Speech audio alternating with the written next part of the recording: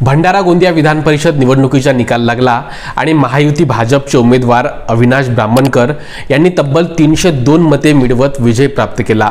त्यांनी काँग्रेस समर्थित नरेश ईश्वरकर यांचा पराभव केला। मात्र ही निवडणूक जिंकण्यापेक्षा आणखी जास्त चर्चा सुरू झाली आहे ती म्हणजे क्रॉस वोटिंगची। कारण निवडणुकीपूर्वी भाजपकडून 330 पेक्षा जास्त मतं असल्याचा दावा केला जात होता, पण निकालात अविनाश ब्राह्मणकरांना मिळाली ती फक्त 302 मते, म्हणजे जवळपास 34 मतं फुटल्याची चर्चा सुरू झाली।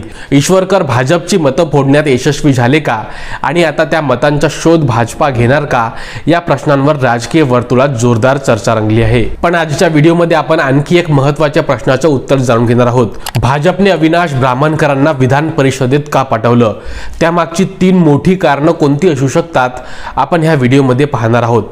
आणि हो, जर आपण आतापर्यंत झकास मराठीला सबस्क्राइब केलं नसाल तर व्हिडिओ पाहण्याआधी सबस्क्राइब नक्की करा। कारण क्रमांक 1, नाना पटोले यांना मजबूत आव्हान उभं करण्यासाठी 2024च्या विधानसभा निवडणुकीत साकोलीमध्ये जे घडलं त्याची फार कमी लोकांनी कल्पना केली होती। साकोली विधानसभा म्हणजे काँग्रेसचे ज्येष्ठ नेते नाना पटोले यांचा बालेकिल्ला। 2019 मध्ये भाजपने डॉक्टर परिणय फुके यांच्यावर विश्वास ठेवला, पण तो प्रयोग यशस्वी झाला नाही। यानंतर भाजप अशा स्थानिक चेहऱ्याच्या शोधात होती जो नाना पटोले यांना थेट टक्कर देऊ शकेल आणि 2024च्या विधानसभा निवडणुकांपूर्वी एक नाव समोर आलं, ते म्हणजे अविनाश ब्राह्मणकरांचं। स्थानिक कुणबी समाजातील नेतृत्व, ग्रामीण भागात मजबूत संपर्क आणि संघटन कौशल्य या सर्व गोष्टी लक्षात घेऊन त्यांना उमेदवारी देण्यात आली। सुरुवातीला पक्षात विरोध झाला, पण प्रचार जसजसा पुढे गेला तसतसं ब्राह्मणकरांनी वातावरण बदललं। निकाल लागला आणि नाना पटोले यांना विजय मिळाला हा खरा, पण तोही अवघ्या 208 मतांच्या फरकाने। एकेकाळी अभेद मानला जाणारा गड हादरवण्यात ब्राह्मणकर यशस्वी ठरले। त्यामुळे भविष्यात नाना पटोले यांच्या समोर सक्षम चेहरा म्हणून त्यांना तयार करण्यासाठी भाजपने विधान परिषदेत संधी दिली असावी, असं अनेक विश्लेषकांचं म्हणणं आहे। कारण क्रमांक 2, भंडारा जिल्ह्यात भाजपचा आमदार निर्माण करण्यासाठी 2024च्या विधानसभा निवडणुकांनंतर भंडारा जिल्ह्यातील चित्र भाजपसाठी फारसं समाधानकारक नव्हतं। भंडारा मतदारसंघ शिवसेनेच्या वाटेला गेला आणि तेथून नरेंद्र भोंडेकर विजयी झाले। तुमसर मोहाडी मतदारसंघ राष्ट्रवादी काँग्रेस अजित पवार गटाच्या वाट्याला गेला, त्या ठिकाणी राजू कारेमोरे हे आमदार झाले, तर साकोलीमध्ये नाना पटोले विजयी झाले। म्हणजेच संपूर्ण भंडारा जिल्ह्यात भाजपच्या चिन्हावर एकही आमदार नव्हता। यावरून विरोधक भाजपवर सातत्याने टीका करत होते। एकेकाळी 3ही विधानसभा जिंकणारा भाजप आज जिल्ह्यात आमदारही निवडून आणू शकला नाही, अशी चर्चा सुरू झाली होती।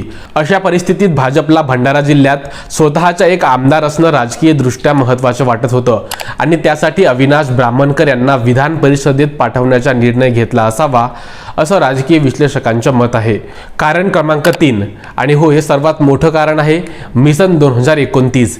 राजकारणात प्रत्येक निवडणूक ही पुढच्या निवडणुकीची तयारी असते, म्हणूनच आता भाजपने 2029च्या दिशेने तयारी सुरू केली आहे, अशी चर्चा आहे। भंडारा गोंदिया या दोन्ही जिल्ह्यांमध्ये भविष्यात प्रभावी नेतृत्व उभं करण्यासाठी गरज भाजपला आहे। अविनाश ब्राह्मणकर यांच्याकडे ग्रामीण भागात मजबूत संपर्क आहे, ते कुणबी समाजातून येतात आणि भंडारा गोंदिया लोकसभा मतदारसंघात या समाजाचं मोठं राजकीय महत्त्व मानलं जातं। याशिवाय ते शेतकरी कुटुंबातून आलेले असल्यामुळे सामान्य मतदारांमध्ये त्यांच्या प्रति वेगळी प्रतिमा आहे। 2024 मध्ये साकोलीत अत्यंत कमी फरकाने झालेल्या पराभवानंतर अनेक ठिकाणी त्यांच्याबद्दल सहानुभूतीचं वातावरणही असल्याचं बोललं जातं। म्हणून पुढील लोकसभा किंवा विधानसभा निवडणुकींसाठी त्यांना आतापासून सक्रिय ठेवण्याच्या दृष्टीने भाजपने विधान परिषदेत संधी दिली असावी, अशी राजकीय वर्तुळात चर्चा आहे। तर मित्रांनो, अविनाश ब्राह्मणकर यांना विधान परिषदेत पाठवण्यामागे हे 3 प्रमुख कारणं असल्याचं राजकीय विश्लेषकांचं मत आहे। नाना पटोले यांच्या विरोधात मजबूत नेतृत्व तयार करणे, भंडारा जिल्ह्यात भाजपचा स्वतःचा आमदार निर्माण करणे आणि सर्वात महत्त्वाचं म्हणजे मिशन 2029। आता या 3 कारणांपैकी तुम्हाला कोणतं कारण जास्त योग्य वाटतं, की यामागे अजून काही मोठं राजकीय गणित असू शकते? तुमचं मत कमेंटमध्ये नक्की लिहा। व्हिडिओ आवडला असेल तर लाईक करा, मित्रांसोबत शेअर करा आणि हो, जर आपण झकास मराठीला आतापर्यंत सबस्क्राइब केलं नसाल तर सबस्क्राइब करा।